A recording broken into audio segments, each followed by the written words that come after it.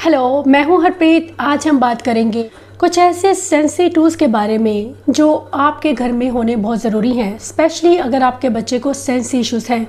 चाहे बच्चा एडीएचडी है या फिर बच्चे को ऑटिज़म है या फिर बच्चे को सिर्फ सेंसरी प्रोसेसिंग डिसऑर्डर है, उन सब के लिए ज़रूरी है बच्चों के लिए घर पर कुछ ऐसे सेंसी टूल्स का होना जिनके बहुत ही ज़्यादा बेनिफिट्स हैं और उन्हें किस तरह से हम यूज़ करेंगे ये भी मैं आज आपको वीडियो में बताऊंगी। तो आप जानते हैं कि कौन से वो सेंसी टूल्स हैं या इक्विपमेंट्स हैं जो बच्चों के लिए घर में होने बहुत ज़रूरी हैं। सबसे पहला जो टूल होता है जिसे हम कहते हैं थेरेपी बॉल, जिसे हम जिम बॉल भी कहते हैं, कुछ लोग एक्सरसाइज बॉल भी कहते हैं इसे। इस बॉल को आप बच्चे के साइज़ के अकॉर्डिंग लीजिए। अगर आपका बच्चा छोटा है तो बॉल को छोटा साइज़ लीजिए, क्योंकि छोटे बच्चे के लिए बड़ी बॉल पर बैलेंस बनाना मुश्किल हो सकता है। इसीलिए साइज़ जो है आप थेरेपी बॉल का जब आप चूज़ करें तो बच्चे के साइज़ के अकॉर्डिंग लें।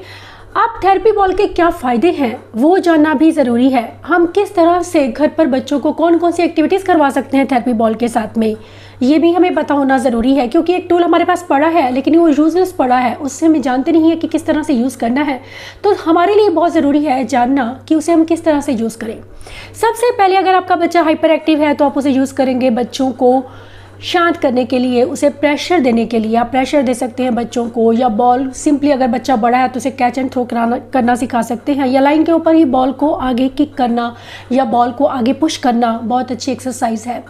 इसके अलावा आप बच्चों को, जो अगर बच्चा छोटा है तो उसे आप बॉल पर खड़ा कर सकते हैं। जिन बच्चों की सिटिंग स्टिल नहीं है उन्हें बॉल के ऊपर बिठाया जा सकता है। नीचे आप स्टेबिलिटी के लिए टायर रख सकते हैं कि बॉल जगह से हिले नहीं। ये भी बच्चों की सिटिंग को, जो बच्चे फिजिट करते हैं लगातार, उनके लिए बहुत ही अच्छा एक सिटिंग टूल है, सेंसी टूल है, जो बच्चों की सिटिंग को इम्प्रूव करता है और बैठे बिठाए बच्चों को स्टिमुलेशन देता है। थेरेपी बॉल्स के कुछ यूजेस मैं आपको इस वीडियो में दिखा रही हूँ कि आप डिफरेंट फेज में किस तरह से थेरेपी बॉल्स बच्चों के साथ यूज़ कर सकते हैं। चाहे तो आप उसे हल्का बाउंस करने के लिए दे सकते हैं, या इस तरह से बच्चे को दोनों हाथ से होल्ड करके उससे सेंसी इंटीग्रेशन देना भी एक अच्छा आइडिया है। आप अलग अलग तरह से बॉल को यूज़ कर सकते हैं बच्चों की नीड्स के अकॉर्डिंग। थेरेपी बॉल को एक अलग तरह से भी यूज़ करते हैं बच्चों को। जब सेंसी इंटीग्रेशन की बात करते हैं, बॉल को आगे पीछे, लेफ़्ट टू राइट बच्चे को ऊपर बिठाइए बॉल के और उसे बैलेंस्ड वे में बिठाइए। हाथ से पकड़ के रखिए अगर छोटा बच्चा है। अगर बच्चा बड़ा है तो उसे आप अलाउ करेंगे ग्राउंड, उसके फीट अगर ग्राउंड पे लग रहे हैं तो आप उसे बॉल को आगे पीछे, लेफ़्ट टू राइट रॉक करने के लिए बोल सकते हैं। और अगर आपका बच्चा छोटा है, उसके फीट ग्राउंड पर नहीं लग रहे हैं, तो आप खुद उसे पकड़ के आराम से लेफ़्ट टू राइट और आगे पीछे रॉक कर सकते हैं। बहुत अच्छी सेंसी इंटीग्रेशन की एक्टिविटी है जो बच्चों के ब्रेन को स्टिमुलेट करती है और उनमें कंसंट्रेशन को इम्प्रूव करती है। इसके अलावा हम थेरेपी बॉल को यूज़ कर सकते हैं बच्चों के प्रोप्रोसेप्टिव सिस्टम को इम्प्रूव करने में, बच्चों को इनपुट देने में। बच्चा छोटा है तो उसे बॉल पर खड़ा करना बच्चों को बैलेंस बनाने में हेल्प करता है। अगर बच्चा सिंपली बैठा भी है थेरेपी बॉल के ऊपर तो आप उसके बैलेंस पे काम कर रहे हैं, कोऑर्डिनेशन पर काम कर रहे हैं। बच्चों की मोटर प्लानिंग अच्छी होती है अगर बच्चा थेरेपी बॉल के ऊपर बैठकर कुछ भी काम कर रहा है।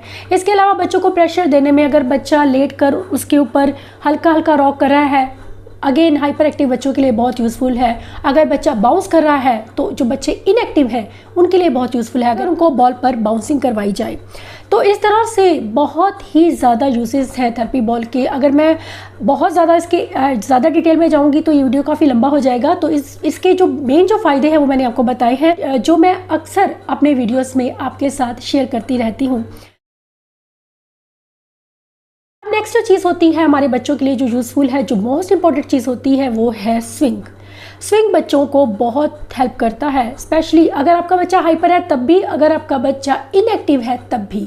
स्विंग बच्चों के लिए बहुत ही फ़ायदेमंद है। स्पेशली अगर आपका बच्चा आई कांटेक्ट नहीं देता है तो उसे स्विंग पर बिठाइए और उससे बातें कीजिए। बहुत अच्छी थेरेपी है आई कांटेक्ट के लिए, बच्चों की स्पीच पर काम करने के लिए।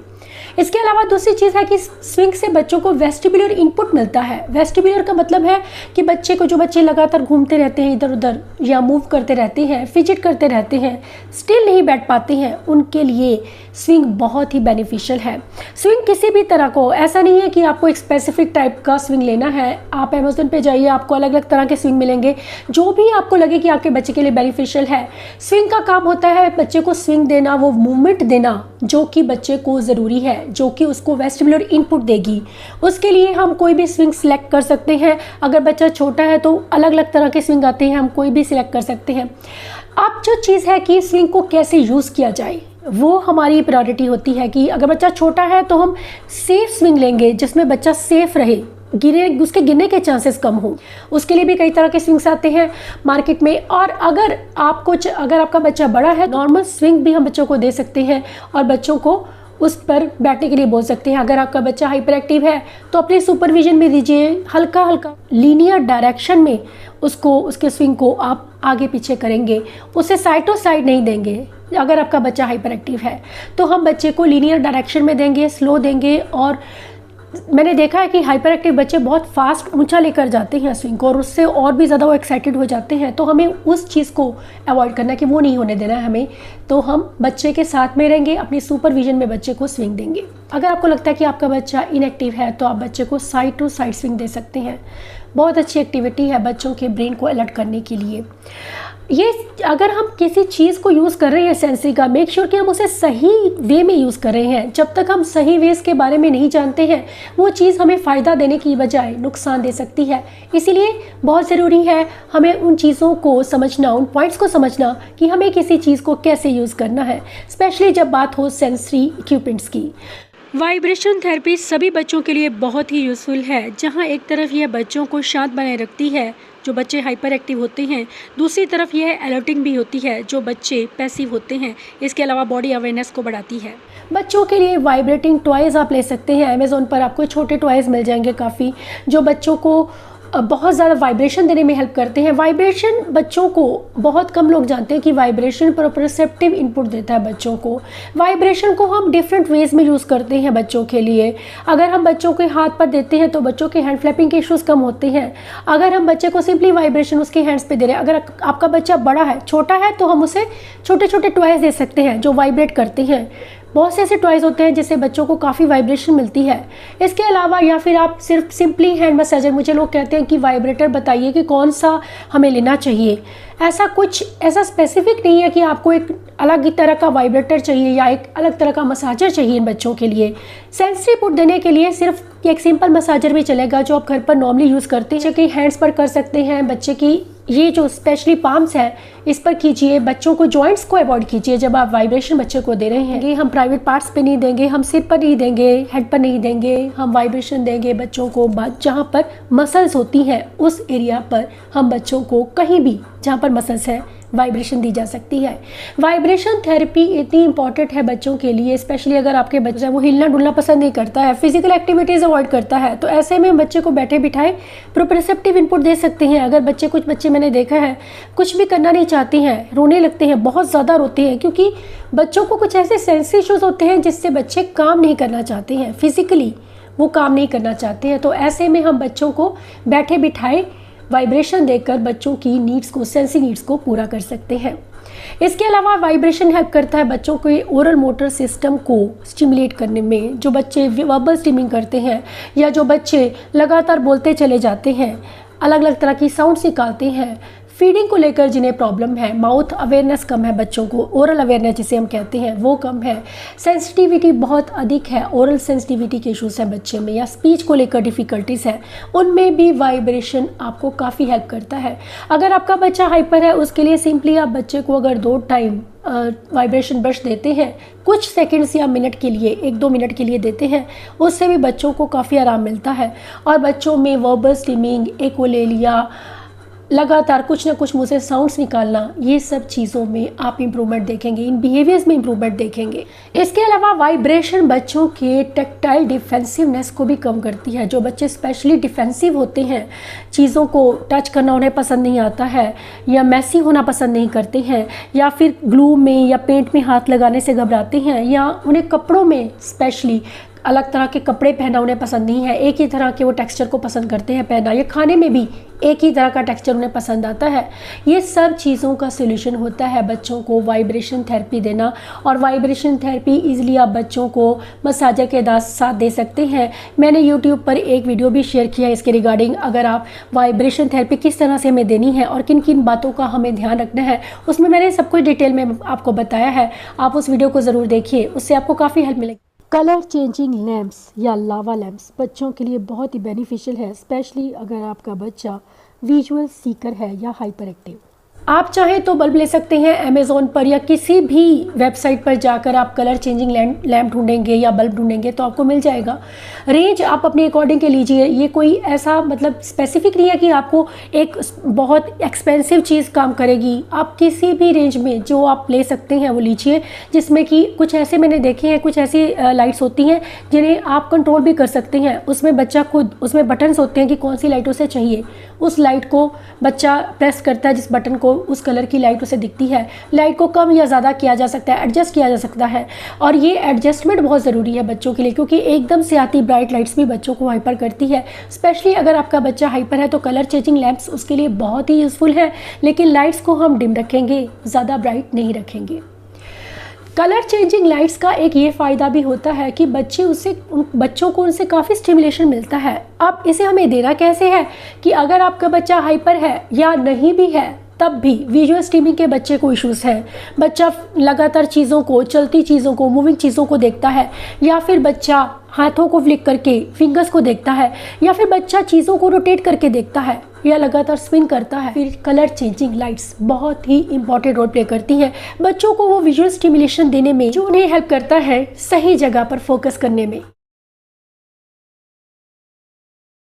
अब जो नेक्स्ट टूल की मैं बात करने वाली हूँ वो है weighted lap pad. Lap pad बच्चों को बहुत ज़्यादा हेल्प करता है। इसकी बजाय हम बच्चों को लैप पैड की जगह पर हम बच्चों को हैवी पिलो भी दे सकते हैं। तो आप बच्चों को वो स्टिमुलेशन देने के लिए लैप पैड खरीद भी सकते हैं, या फिर आप खाली पिलो भी, हैवी पिलो अगर देते हैं बच्चों को तो वो सेम पर्पस को ही सॉल्व करता है, आप उसे दे सकते हैं। लैप पैड से बच्चे काफ़ी स्टेबल रहते हैं और लंबी सिटिंग देते हैं।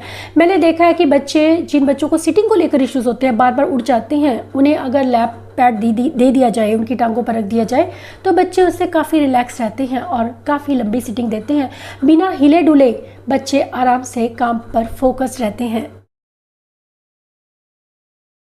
अब मैं नेक्स्ट बात करूंगी फिजिट टॉयज़ की। अगर आपके बच्चे को ADHD है या आपके बच्चे को ऑटिज़म भी है तो फिजिट्स होना आपके पास बहुत ज़रूरी है, क्योंकि फिजिट टॉयज़ बहुत सिंपली आपको मिल जाएंगे, इजीली मिल जाएंगे। भी किसी भी वेबसाइट पर जाकर आप ये टॉयज़ ऑर्डर कर सकते हैं बच्चों के लिए। ज़्यादा महंगे भी नहीं होते हैं, आपको उससे बच्चों को काफ़ी स्टिमुलेशन मिलता है। जो बच्चे स्पेशली फिजिटी होते हैं, इधर उधर हिलते रहते हैं, उनको फोकस रहने में हेल्प मिलती है, बच्चों का कंसंट्रेशन बढ़ता है, बच्चों की सिटिंग इंप्रूव होती है। जब बच्चे फिजिट उनके हाथ में होते हैं तो बच्चों को वो स्टिमुलेशन मिलता है, उन्हें हेल्प करता है अच्छी सिटिंग देने में और काम पर ध्यान देने में। तरह के हो सकते हैं, उसमें स्ट्रेस बॉल हो सकती है जो बच्चों को इमोशनल को रेगुलेट करने में हेल्प करती है, या फिर आप घर पर भी फिजिट बना सकते हैं। बलून को आधा उसमें हवा भरिए और आधा उसको ऐसे ही रहने दीजिए, थोड़ी हवा भर के छोड़ दीजिए। उससे भी जब बच्चे उसे प्रेस करते हैं उससे बच्चों को काफ़ी हेल्प मिलती है अपने इमोशन को रेगुलेट करने में, और वो अच्छा फिजिट टॉय बनता है बच्चों के लिए। इसके अलावा बच्चों को स्पिनर देना या रोटेटिंग टॉयज़ देना बच्चों को बहुत हेल्प करता है। उससे बच्चों को वेस्टिबुलर इनपुट मिलता है या फिर बच्चों को विजुअल इनपुट मिलता है। उन चीज़ों से बच्चे काफ़ी स्टेबल बने रहते हैं और बच्चों में सिटिंग बढ़नी शुरू होती है। कुश बॉल या स्पिनर भी बहुत अधिक हेल्प करते हैं बच्चों में स्टेबिलिटी को लाने में। अब नेक्स्ट चीज़ की मैं बात करूंगी वो होती हैं सेंसरी बॉटल्स। सेंसरी बॉटल आप टाइमर ले सकते हैं, वाटर टाइमर जिसे हम कहते हैं वो लेना, वो भी बच्चों के लिए काफ़ी यूज़फुल है। या फिर सेंसरी सिंपल आप काम डाउन बॉटल भी ले रहे हैं, वो भी बच्चों को काफ़ी हेल्प करती है उन्हें स्टेबल रखने में, उन्हें काम डाउन रखने में, स्पेशली अगर आपका बच्चा हाइपर एक्टिव है तो। इसके साथ अब मैं बात करूंगी प्ले डो की। अगर आपके बच्चे को ऑटिज्म है, सेंसरी प्रोसेसिंग डिसऑर्डर्स है उसको, या फिर ADHD है, या फिर न्यूरोटिपिकल चाइल्ड भी है, उनके डेवलपमेंट के लिए क्ले एक बहुत अच्छा ज़रिया है बच्चों के फाइन मोटर स्किल्स को इम्प्रूव करने का, उनमें वो स्टेबिलिटी लाने का, उन्हें काम डाउन रखने का। क्योंकि क्ले का जो इफ़ेक्ट होता है वो काफ़ी कामिंग होता है बच्चों के लिए। जब बच्चे इसके साथ खेलते हैं तो बच्चे काफ़ी खुश रहते हैं। बच्चों को टैक्टाइल स्टिमुलेशन इससे मिलता है, बच्चे इससे शांत रहते हैं, बच्चों के फाइन मोटर स्किल्स डेवलपमेंट होती है। अगर बच्चे इसे स्ट्रेच करते हैं या बच्चे इसे रोल करते हैं या फ्लैटन भी करते हैं, इसे स्क्वीज़ करते हैं, तो हैंड स्ट्रेंथ पे आप उसके वर्क कर रहे हैं। फिंगर्स में अगर वो उसे प्रेस करते हैं तो फिंगर स्ट्रेंथ आती है उनमें। तो ये सब चीज़ें जो बच्चों को मेन राइटिंग इश्यूज बच्चों को रहते हैं उनके लिए क्ले की एक्सरसाइजेज बहुत ही इंपॉर्टेंट है। और क्ले की एक्सरसाइज हम क्या करवा सकते हैं उसके रिगार्डिंग में मैं वीडियो शेयर कर चुकी हूँ, आप उसे देख सकते हैं। उससे आपको हेल्प मिलेगी कि कितनी तरह से इन बच्चों के लिए यूज़ कर सकते हैं और इसके कितने अमेजिंग बेनिफिट्स हैं। इसके अलावा last but not the least, soft toys बच्चों के लिए बहुत ही यूज़फुल है, क्योंकि सॉफ्ट टॉयज़ अगर आपका बच्चा स्पेशली छोटा है तो उसके लिए और भी यूज़फुल है, क्योंकि बच्चे उसके साथ जब खेलते हैं एक तो उसका टेक्सचर बच्चों को स्टिमुलेशन देता है, बच्चों को टैक्टाइल स्टिमुलेशन मिलता है, बच्चों को काफ़ी कामी लगता है। अगर स्पेशली अगर स्टफ टॉयज़ वाइब्रेटिंग टॉयज़ है तो और भी ज़्यादा बेनिफिशियल है बच्चों के लिए। बच्चे सॉफ्ट एनिमल को जब डीप हग करते हैं उससे बच्चों को काफ़ी प्रेशर मिलता है, डीप टैक्टाइल इनपुट मिलता है जो बच्चों को काफ़ी शांत रखता है। अगर कुछ बच्चे बड़े होते हैं तब भी वो इंजॉय करते हैं इनके साथ खेलना, तो क्योंकि इससे बच्चों को टैक्टाइल स्टिमुलेशन मिल रहा है तो आप बच्चे को वो चीज़ें दे सकते हैं। तो इस तरह से खेल खेल में ही आप बच्चों को वो टैक्टाइल इनपुट उनके डेली लाइफ में इनकॉर्पोरेट कर सकते हैं। इन चीज़ों को सही ढंग से सही तरीके से यूज़ करके हम बच्चों की सेंसरी नीड्स को पूरा कर सकते हैं, ताकि हमारे बच्चों का सेंसरी सिस्टम सही से बैलेंस्ड वे में वर्क करे और हमारे बच्चों की लर्निंग ईजी हो सके। आशा करती हूँ कि ये वीडियो आपको हेल्प करेगा बच्चों को घर पर ही इन टॉयज़ को किस तरह से यूज़ करना है और कौन कौन से टूल्स या इक्विपमेंट्स हैं जो हमें घर पर रखने ज़रूरी हैं इन बच्चों के लिए। Thanks for watching.